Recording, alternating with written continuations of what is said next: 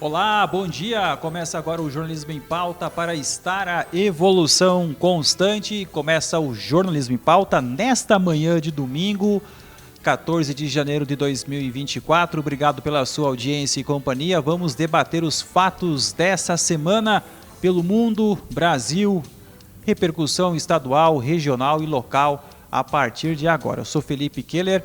Obrigado por você que está na Séries AM no 1440, na Positiva FM 90.9 ou também pela página do YouTube do Grupo Séries de Comunicação. Comigo, ao meu lado, da esquerda para a direita, Daiane Gissen, também Jéssica Gomes e Antônio Sadi Ribas para debatermos os fatos aqui que, digamos, repercutiram ao longo dos últimos dias, nesta segunda semana do ano de 2024. Muito bem, a gente começa sempre com a pauta internacional. Um assunto que chamou bastante atenção nos últimos dias foi com relação à questão do processo da África do Sul contra Israel, acusando Israel de genocídio nos bombardeios à faixa de Gaza ou contra o povo da Palestina. Essa pauta, conversar com a Daiane com relação a esta polêmica. Teve acusação e teve defesa, praticamente um julgamento com relação se houve ou não este fato nesse período de guerra pelo qual a gente está tendo lá na faixa de Gaza, que tem esse envolvimento aí entre o grupo terrorista Hamas, também em frente nesta batalha aí o país que é Israel. Situação complicada, que é mais um episódio dessa guerra. Muito bom dia, Felipe, Jéssica, Sadi, os nossos ouvintes, para quem está nos acompanhando pela série, pelas séries e pela Positiva, e também pelo nosso canal no YouTube. É uma situação bem complicada, né, que já está acontecendo lá no Oriente Médio, e a África do Sul alega que Israel transgrediu o artigo 2 da Convenção sobre Genocídio, cometendo atos que se enquadram nessa definição. São ações que mostram um padrão sistemático de conduta do qual pode inferir genocídio, foi o que afirmou a advogada no Tribunal Superior da África do Sul durante a sessão que teve início na quinta-feira, nessa semana. Eles foram ao Tribunal Internacional de Justiça, então, pedindo a condenação de Israel nesse sentido, visto que já morreram mais de 23 mil pessoas na faixa de Gaza devido aos bombardeios de Israel. Israel diz que não é o culpado e não tem a intenção também de ocupar de forma permanente a faixa de Gaza ou de deslocar qualquer população civil, e que não se enquadraria como um genocídio, né? Israel está... Eles não têm a intenção de matar. Não tem essa intenção, é uma represália em relação ao que está acontecendo com o Hamas. Essa decisão deve sair apenas no fim do mês de janeiro, né? Então a gente ainda tem os próximos capítulos para acompanhar. A África do Sul que teve aquela questão do apartheid, né? Até teve uma relação com essa questão do apartheid, que eles tiveram, então, a iniciativa, então, para entrar com esse pedido no Tribunal Internacional de Justiça. Outro assunto internacional que aconteceu foram os ataques aéreos dos Estados Unidos e do Reino Unido contra o grupo armado chamado Houthis, como é que é essa, Di? Houthis, que ali próximo ao Mar Vermelho, que eles estavam proibindo navios no contexto mercantil, econômico, né, de chegar ali próximo ao Egito, que dá acesso a Israel. E aí houve essa ação militar dos Estados Unidos e também do Reino Unido, destacando que esse grupo é vinculado ao Hamas, tem uma ligação com o Hamas, que é também, os dois são financiados pelo Irã, né? Boa tarde, Felipe. Bom dia, perdão. Bom dia, Felipe. Bom dia, Daiane. Bom dia, Jéssica. Amigos ouvintes aqui do Grupo Séries de Comunicação, também do nosso canal no YouTube. Prazer estar aqui em mais um domingo pela manhã, acordando cedo aqui. E eu já querendo que fique tarde. Vai correr? Sim, hoje vou dar mais uma experimentada, viu, Felipe? Mas essa situação que você fala aí desse grupo Houthis, que é um grupo do Iêmen, e é um grupo terrorista, dos mais radicais que tem, já vem causando terror nas embarcações internacionais e que nos últimos tempos, então, tem a condenação internacional. E os Estados Unidos, juntamente em ação conjunta com os ingleses, resolveram atacar, matando alguns desses integrantes e ferindo outros. Mas o que me surpreendeu essa semana foi na sexta-feira, Felipe, uma mobilização da população do Iêmen apoiando esse grupo. Olha, mais de 1 milhão de pessoas estiveram em praça pública apoiando esse grupo, que é um grupo terrorista, como você disse aí, apoiado pelo Irã, pelo Hamas, pelo Hezbollah do Líbano. Olha, eu fiquei impressionado com isso, porque essa situação aí me remete a pensar que não vai acabar, com certeza, esse conflito lá no Oriente Médio tão cedo. Muito mais entes haverão de ingressar de forma direta. Hoje, por exemplo, nós temos um conflito direto entre Israel e Hamas, né? O Hezbollah do Líbano ainda não entrou, ele está parcialmente nesse conflito. Os Estados Unidos estão parcialmente nesse conflito. Os ingleses estão parcialmente nesse conflito. E o Irã também. A Rússia também é um ente que eu imagino que talvez possa entrar aí. Mas, Felipe, se nós imaginarmos todos esses que estão ainda por fora, porque a briga direta é entre uma nação, no caso o Israel, e o Hamas, que é um grupo terrorista, que é um grupo político. Dá pra perceber que Irã não gosta de Israel, né? Não. Aliás, nenhum país do Oriente Médio ali gosta de Israel, viu? Esse é o problema dessa questão aí, e por isso que há a intervenção americana, por isso que há a intervenção inglesa, por isso que há a intervenção da França em apoio a Israel. Agora, o princípio da conversa aqui, Felipe, que foi justamente esta ação da África do Sul em condenar os ataques, eles não estão totalmente errados, né? Porque o que resultou dessa briga, dessa luta de Israel, foi uma selvageria com o cidadão de bem, né? Por assim dizer, lá do palestino. Agora, como Israel numa guerra dessas vai separar se os terroristas estão misturados em meio à população? Então fica muito complicado. Esse tipo de situação aí era óbvia que ia ocorrer, né, Daiane? A gente percebe que o próprio grupo Hamas, ele se instalou ali na faixa de Gaza de uma forma que não tinha muito como separar a população civil dos esconderijos, de certa forma, onde o Hamas estava. Então, é compreensível a questão de Israel nesse sentido e, infelizmente, nesse caso, realmente, quem está pagando a conta é o palestino, né, que está ali e não tem culpa de nenhum desse conflito. E essa posição que você fala do grupo Hamas é uma posição estratégica, uma posição pensada.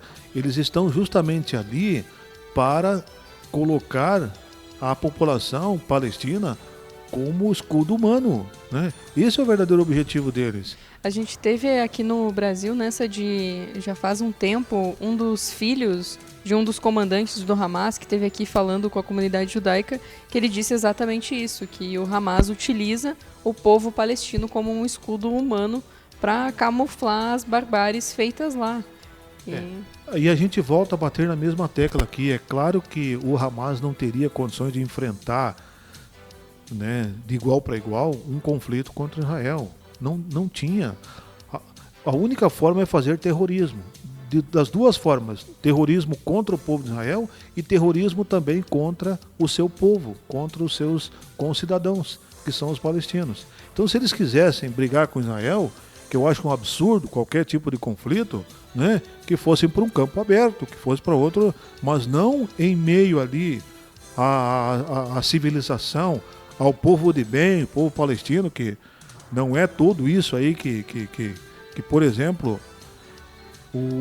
o Hamas tenta impor, que é qualificar o Hamas e a população palestina como a mesma coisa. Não é a mesma coisa, Felipe.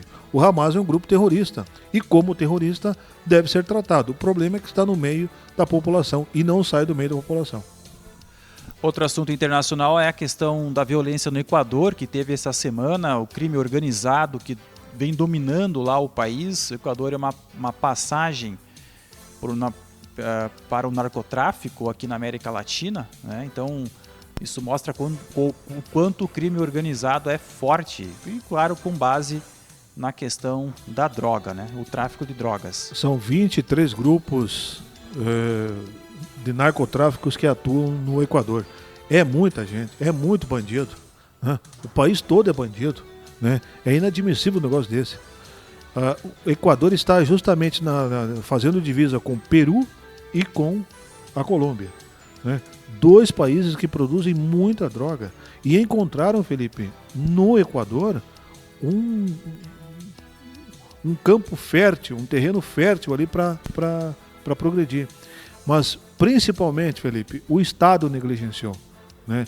O Estado, quando não age, quando ele não coloca o seu guante, ele sofre esse tipo de coisa. E nós aqui, se nós não nos alertarmos, nós como cidadãos brasileiros, esses integrantes do PCC, do Comando Vermelho e tantos outros que existem por aí, da mesma forma vão se agigantar e o Estado brasileiro vai ter dificuldade para combater esse povo aí.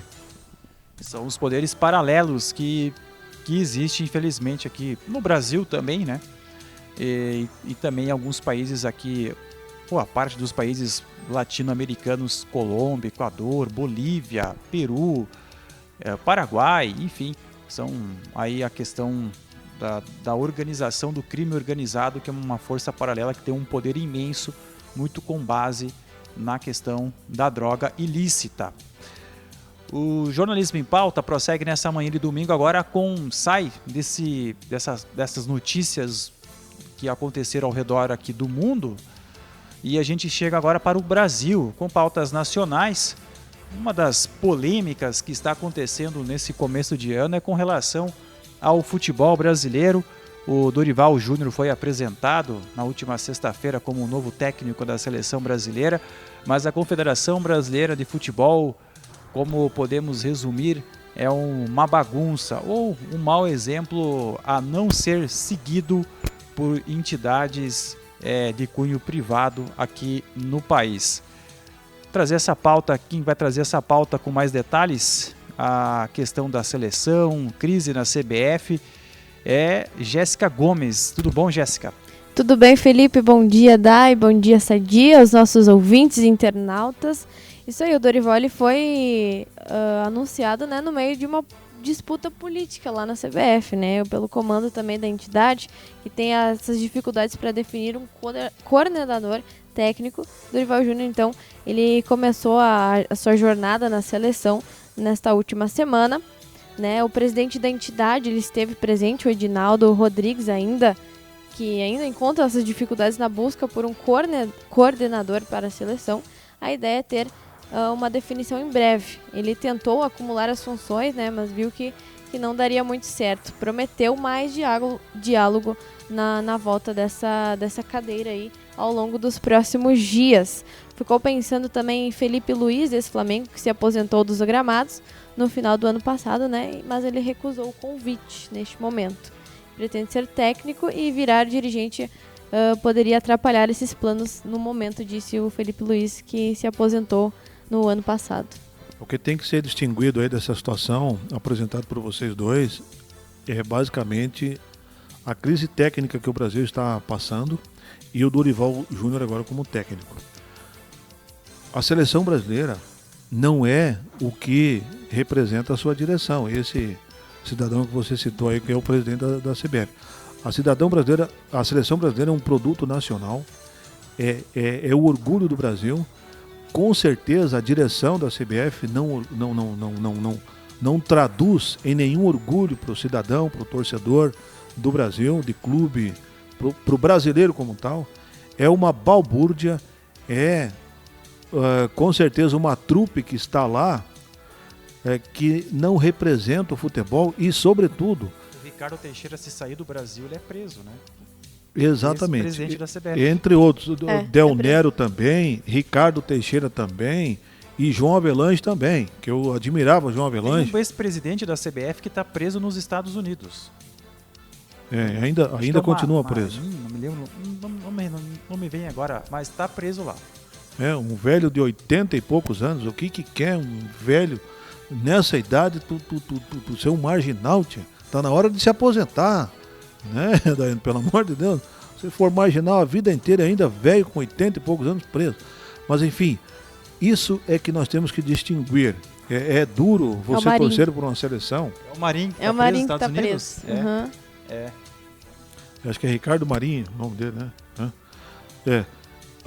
Mas isso é que tem que ser distinguido, viu, Felipe? O que é a seleção? A seleção é isso. E o Dorival Júnior, ele não é talvez o melhor técnico que nós temos aqui no Brasil, mas é o cara que talvez... Mas que furada, hein, Sadi?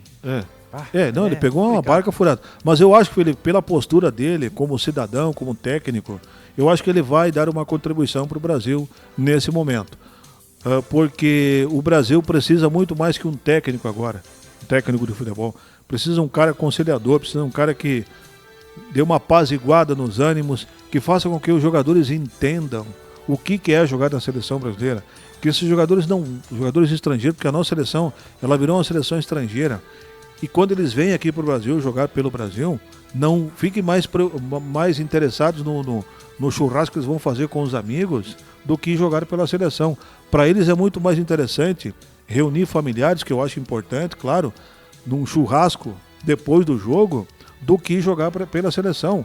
Eu já falei isso aqui quantas vezes aqui. Por quê? Porque eles têm muito dinheiro. Eles estão milionários. Quem joga no exterior, jogador que acompanha a seleção brasileira de clube, que joga no futebol estrangeiro, ele hoje está milionário. Os nossos que jogam nos clubes aqui no Grêmio, no Inter, no São Paulo já estão milionários. Então imagine quem ganha em euro, quem ganha em dólar, né? Então a preocupação deles não é jogar pela seleção. Nós que ficamos aqui, nós que somos brasileiros, nós queremos a seleção, torcemos pela seleção, choramos pela seleção, ficamos tristes pela seleção. Eles não, né? Mas aquele amor patriótico não tem mais, né? Não, eles não têm, esses jogadores não têm. E o Dorival Júnior, viu, com a sua simplicidade, ele pode resgatar isso. É o que eu espero do Dorival, que ele resgate essa postura brasileira da seleção brasileira. Só então para relembrar, o Edinaldo Rodrigues, presidente da CBF, ele foi eleito. Depois houve uma ação que anulou a eleição, e aí o Gilmar Mendes, numa ação ao Supremo Tribunal Federal, numa provocação, recolocou ele como presidente da CBF, até porque o Brasil poderia ficar fora do pré-olímpico, enfim, os clubes brasileiros poderiam ficar fora da Libertadores, Copa Sul-Americana. Inclusive veio até a FIFA, até a CBF, para ver o que estava acontecendo. E a FIFA não gosta muito dessa questão de problemas políticos, envolver justiça no meio, etc. Na verdade foi a FIFA que pressionou, né, Felipe, para que a seleção se resolvesse, que a CBF se resolvesse. Eles não gostariam que... A questão estava na justiça comum, né? A saída do esse presidente aí, que eu não lembro o nome dele, Edinaldo Rodrigues, o atual? Eu nem quero lembrar, mas enfim, é por uma ação da justiça comum, né? E a FIFA não trata questões com justiça comum. A FIFA acha que tem que resolver a questão com o Tribunal Superior de Justiça Esportiva, que é gerido pela CBF, que tem o guante na CBF, né? E aí o que acontece? O que ocorre? A FIFA então ameaçou vir ao Brasil e veio, mas veio quando a coisa estava resolvida, porque se eles viessem aqui e a coisa estivesse do jeito que estava, sem essa retirada da ação da justiça comum, a retomada do Edinaldo então a presidência, eles iam destituir o Brasil de competições internacionais. E esse foi o risco que tentou se evitar e foi evitado com a volta do Edinaldo no comando da CBF. E no resumo da história, o Ancelotti não virá mais para o futebol brasileiro, né? Que era o sonho... que já era meio esperado, né? Eu acho que o Ancelotti viu a confusão. Longe esse sonho aí. Nesse barco furado, vou ficar no Real Madrid mesmo. Com certeza. E não tá errado, né? E não está errado. É uma confusão vir pra cá. Exatamente. Não tá errado. Bem, no Real, se estava assistindo o jogo do Real Madrid, o Ancelotti escalou o Modric. E tinha Toni Kroos. E tinha o Toni Kroos no banco, né? No banco. Aí, por que vou me São estressar? escolhas, né? Escolhas São da vida. escolhas. Enfim, seguimos com a pauta nacional. Outro fato está no meio político, a escolha do presidente Lula para Ricardo Lewandowski ser o presidente, aliás, o novo ministro da Justiça. Sadi, é um velho amigo do Lula, né? Há muito tempo, já se conhecem. O Lewandowski, ele já proferiu várias ações favoráveis no Supremo Tribunal Federal aos interesses do PT e também do próprio Lula no contexto político, quando alguns temas do Congresso ou do interesse do governo caíam no Supremo Tribunal Federal, né? Esse aí, Felipe, aplicou ipsis literis, aquela velha máxima dos bons políticos, dos bons companheiros da política. Aos amigos, os favores das leis. Aos inimigos, os rigores da lei. Esse cidadão aí, Lewandowski, Ricardo Lewandowski, ex-ministro do nosso Superior Tribunal, do nosso STF, ele o tempo todo praticou o ativismo em agradecimento à indicação que ele teve do PT, a indicação que ele teve do Lula, né, para ingressar então.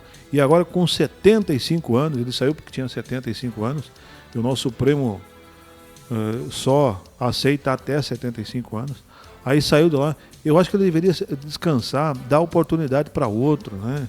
Mas não, ele ainda acha que deve mais favores para o Lula ainda. Então, ele não cumpriu a sua missão ainda, né? Ele é tão grato por ter sido indicado ao Supremo que ainda acha que tem que fazer alguma coisa, né, pelo companheiro Lula. Eu acho que ele é um cara que não tem mais energia para comandar uma pasta que a gente já comentou aqui no começo da nossa conversa. É tão complexa, é tão difícil, é de uma ação enérgica, é de uma ação que você não pode ficar cuidando dos interesses dos companheiros, sendo que o Brasil está pegando fogo com essas facções criminosas aí. Você tem que ter uma atuação decisiva, você tem que ter um plano. Que plano esse cara vai ter de contenção de conflitos, de gangues, de comando vermelho, né? Com essa idade e ainda vivendo dentro de um tribunal? Ele não conhece a realidade. Ele não tem noção do que ocorre. E agora ele é vidraça, né, Sadi? Ele vai ser criticado no Congresso e vai ter que ir ao Congresso também, E né? tu acha que ele está preocupado com isso? A vida toda dele, ele fez o que fez e condenaram e contestaram. De alguma forma a imprensa denunciou e não aconteceu nada, Felipe. Agora também eu acredito que não vai acontecer, sinceramente.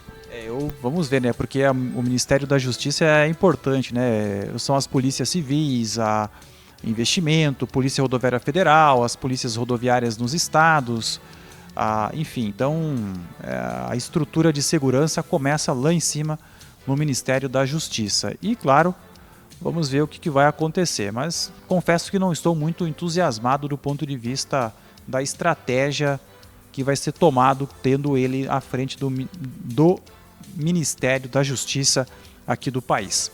A gente sai do território nacional e chegamos aqui aos Pampas, ao Rio Grande do Sul, porque também teve movimentação aí na área do esporte. Jéssica Gomes com a dupla Grenal e tá feliz com as contratações. Inter e Grêmio tem futuro na temporada 2024?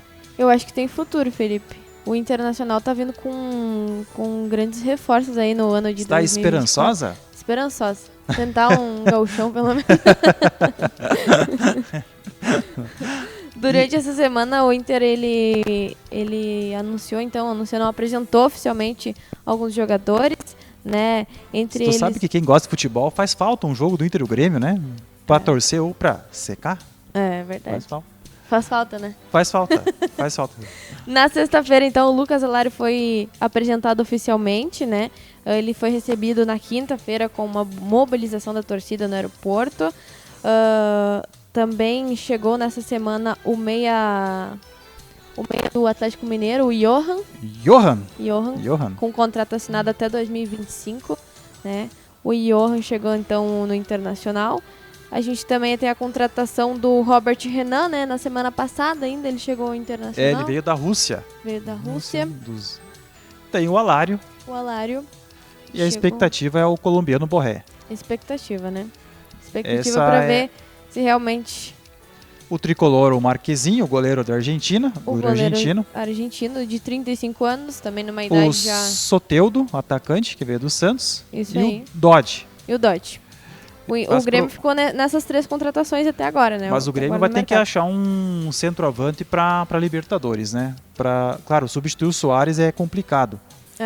Mas esse é um nome que o Grêmio vai ter que buscar aí também para a temporada. Acho que o torcedor do Grêmio está com grande expectativa para a direção anunciar esse nome, mais um centroavante para Libertadores da América e também para a temporada de 2024. O Internacional também estava de olho no Thiago Maia, do Flamengo, mas as negociações não estão fluindo muito bem ainda.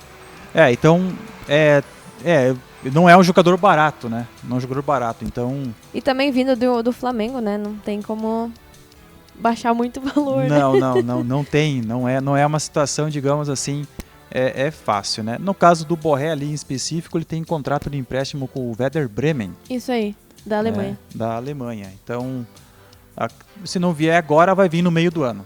Então, essa é a expectativa, então, com relação ao Borré. Outro assunto que chamou atenção aqui no estado do Rio Grande do Sul, Sadia, é com relação à dívida pública do estado, que subiu mais de 10 bilhões de reais só em 2023, chegando à casa dos 92 bilhões de dívida do estado com a União.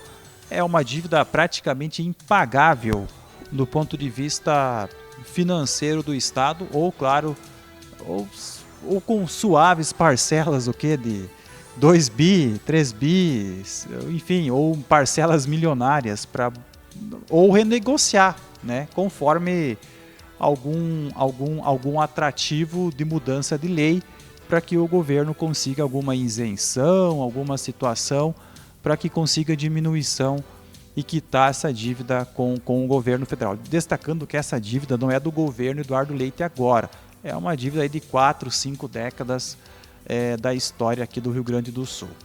Mas ele tem culpa, Felipe. Tem responsabilidades também, claro. Ele tem responsabilidades. Ele está há 8 anos, vai fechar 8 anos, está no 6º ano, agora entrando para o 6º ano de governo, e ele não contribuiu em nada para diminuir essa dívida.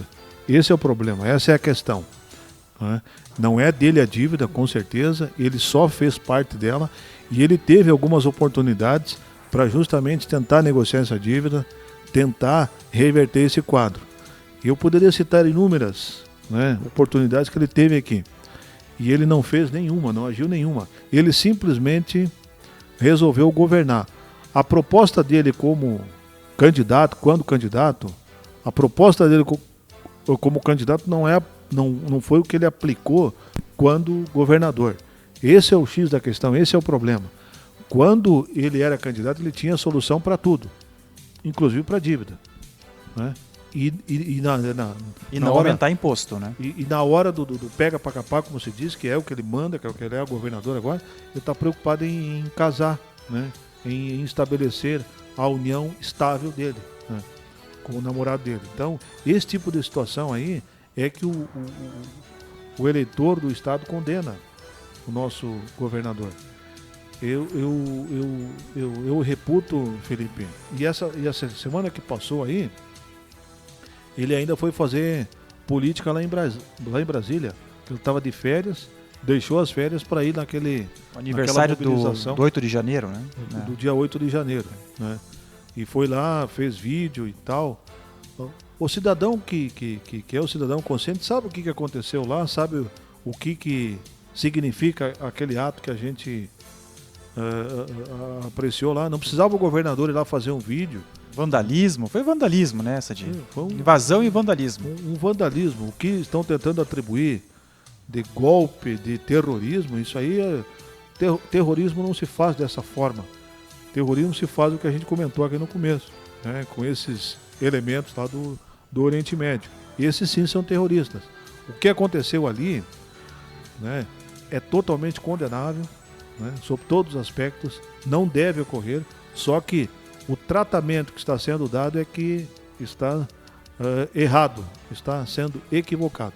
Mas voltando à dívida do nosso Estado, Felipe, só tem uma solução para o governador, para o nosso Estado, para o governo, é fechar para balanço. Tem que fechar, né?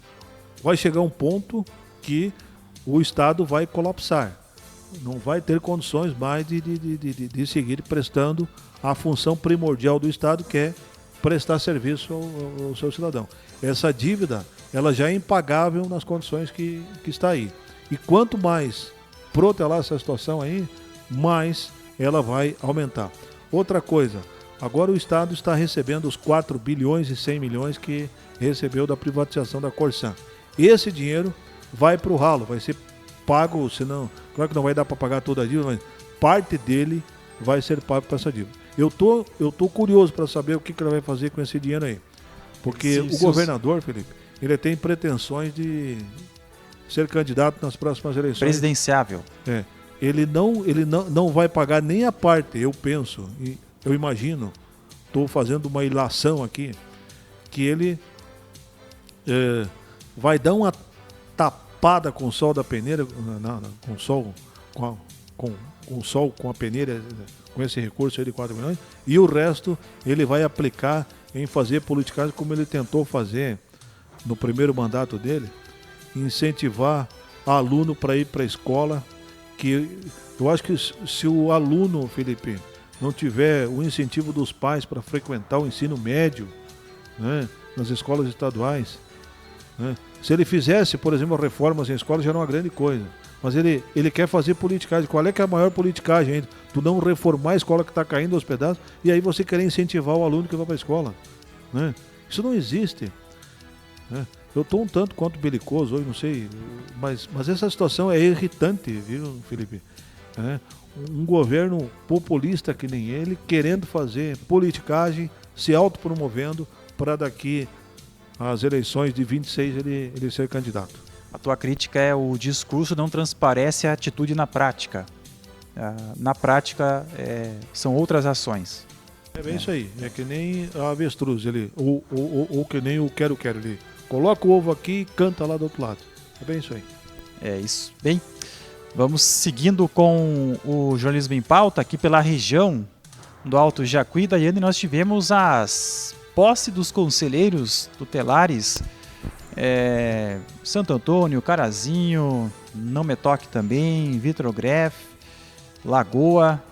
Nos conte um pouco mais então desse pleito que começou lá no ano passado e agora mais 4 anos pela frente para quem assumiu como conselheiro tutelar. 4 anos agora pela frente, todos os municípios da região, Brasil também tomaram posse nessa semana que passou. E aqui na região principalmente, né, Felipe, desde que lançou o edital, foi um longo processo eleitoral, né, com prorrogação de edital. Muitos municípios aqui da região, se eu não me engano, Lagoa e Santo Antônio também tiveram que fazer a prorrogação do edital para conseguir a quantidade mínima, né, de candidatos inscritos. E nessa semana, então, se concretizou. Aqui Não Me Toque, se eu não me engano, não fechou o número certo de suplentes, né, Felipe? Ficou teve 3. Teve um número... Era 5 suplentes, ficou 3. Ficou 3, então, pelas eliminações, depois de todas as preparações que eles passam. Até foi prorrogado o né? edital aqui no Metoque, né? Foi, para fechar 10 candidatos até. Foi prorrogado, no final eles conseguiram, se eu não me engano, 11 candidatos, no fim um foi eliminado, depois teve as eleições e acabou eliminando mais 2.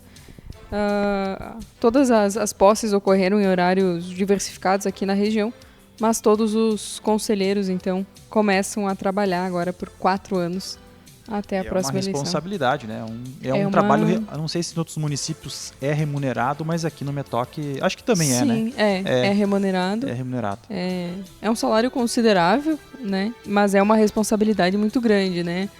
Acho que o Sadi conversou com as conselheiras, né? Quando elas tomaram posse, e algo que chama atenção é justamente quando citam a vulnerabilidade das famílias em ter que lidar com essas crianças. Então eu imagino que a parte emocional e delicada de lidar com cada situação também é muito importante. Os reeleitos também frisaram a importância de dar continuidade do trabalho, de ter um segundo mandato depois de já conhecer o funcionamento do Condica, do Conselho e o trabalho junto com as famílias.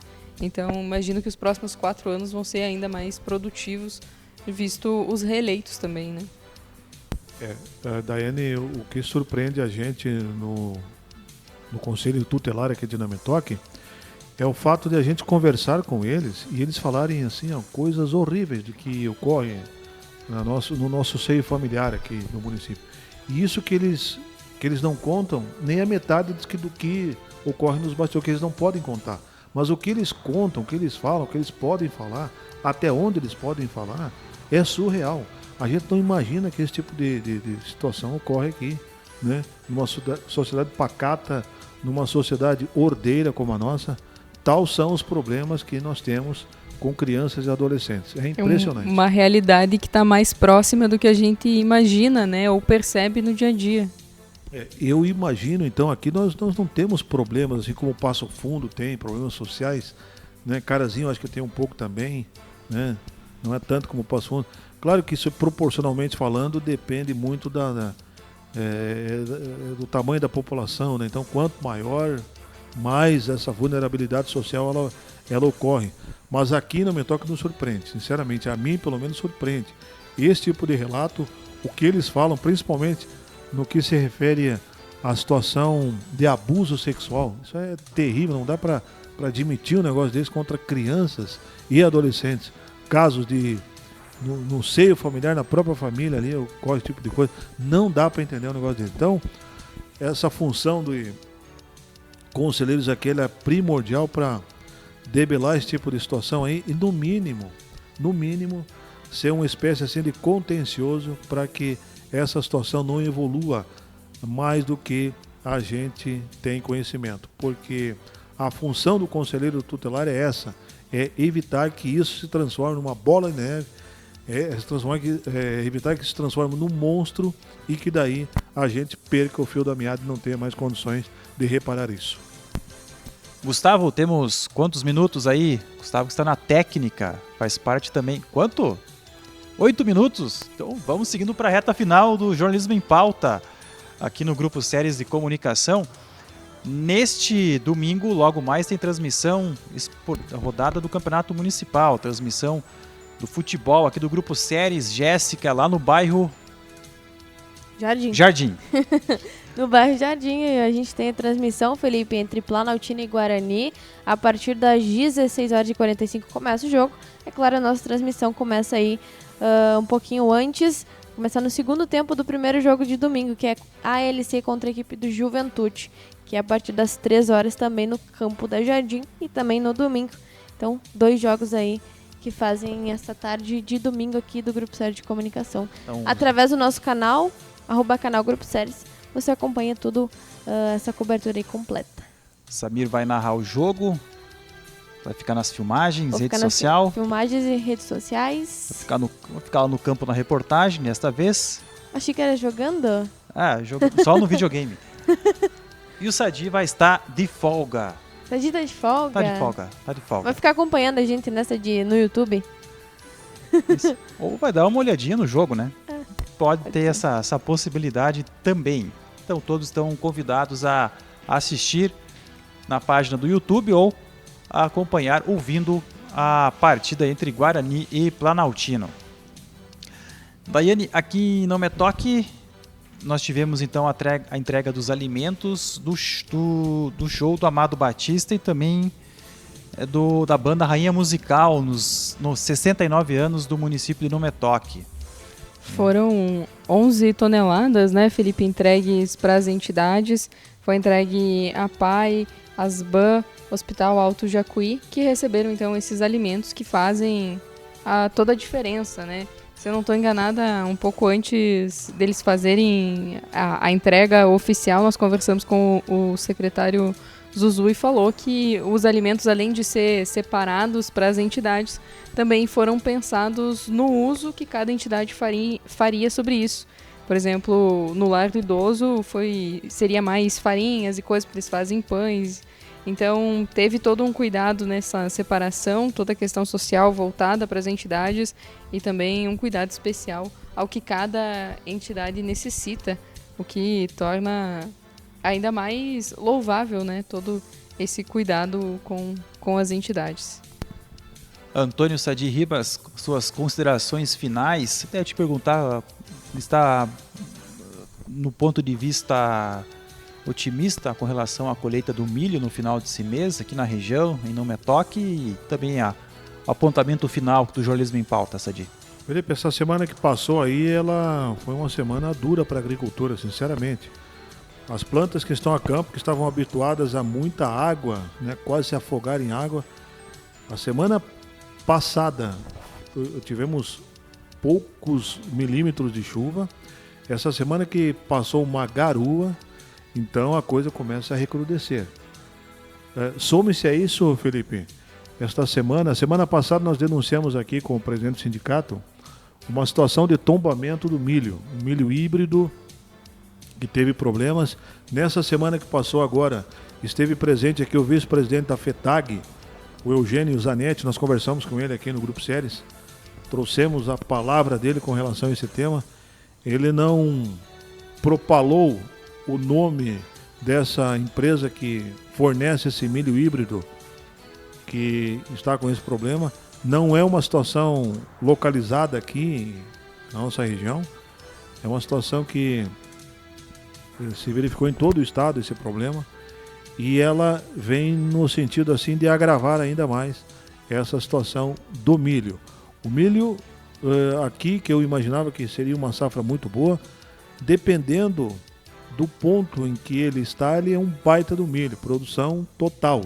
Agora, aquele milho que pegou aquele período de chuvarada ali de 400, 500 milímetros, ele não produziu bem, ele não teve a oportunidade de fazer a fotossíntese, ele não teve também a oportunidade de fazer aquele processo de enchimento do grão, que tem um termo científico agora que eu não consigo lembrar aqui, Felipe, e que ele então ficou muito prejudicado. Ele não produziu. E agora esse problema aí do tombamento do milho. Então é dura a vida da agricultura, a gente é solidário aqui com o produtor rural e tá difícil.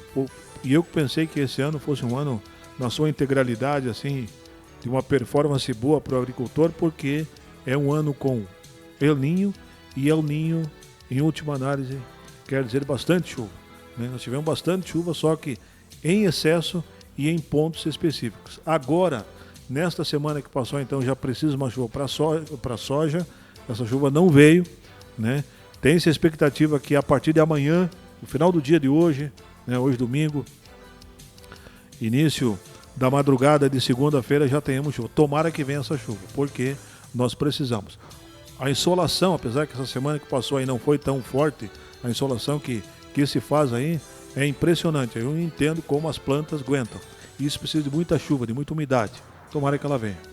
Obrigado, Felipe. Um grande abraço para todos aí. Um bom restante de final de semana e até semana que vem. Obrigado, Sadi. Jéssica, 30 segundos. Que pressão. Vou fazer menos que isso, então, Felipe, para ficar com o limite aí. Mas um bom final de semana para todo mundo. Fiquem com Deus, né? Com cuidado para quem vai pegar a estrada, né? E acompanhe a gente através do canal do Grupo Séries na nossa transmissão do jogo a partir das 16 horas e 45 minutos. Vai fazer carteira isso em 2024? Vou, por quê? Não. Pressão? Não, porque importante. O Felipe quer te claro, alertar em relação ao IPVA. Ah, sim, né? Ah, que ele gosta bastante, né? IPVA. Daiane, considerações finais antes de encerrarmos o programa. Desejar um ótimo final de semana a todos. Acompanhem o Grupo Séries de Comunicação agora também no nosso canal do YouTube. E a gente volta na semana que vem, no próximo domingo, com mais informação. Tem filme hoje? Eu vou deixar a dica de série que já tá no nosso Instagram. Ah, aproveitando que a gente tá falando das nossas redes, então já segue a gente também no @SériesPositiva. E a dica de filme desse final de semana, que já tá lá nas nossas redes, é a série Peaky Blinders. É uma série bem interessante de assistir. E tem toda uma questão de máfia. É bem legal de assistir. Está certo. Tá disponível na Netflix. Beleza. Obrigado, Gustavo, que ficou na técnica, Daiane, Jéssica e Sadi, que conversou aqui também com a gente. Muito obrigado aos colegas neste começo de domingo. Fechamos mais um Jornalismo em Pauta, sempre com a presença também, apoio da Stara, Evolução Constante. A todos nas séries AM, Positiva FM, obrigado pela sua audiência. E quem nos assistiu também na página do YouTube, o endereço do YouTube, Jéssica? @canal Grupo Séries. @canal Grupo Séries. Isso aí. Se inscrever. E ativar as notificações. Que é o sininho. É o sininho. Que é o sininho. Então, está lá o sininho, notifica o sininho para assistir a programação do Grupo Séries no YouTube. Forte abraço a todos, aquele tchau tradicional. Até o próximo domingo.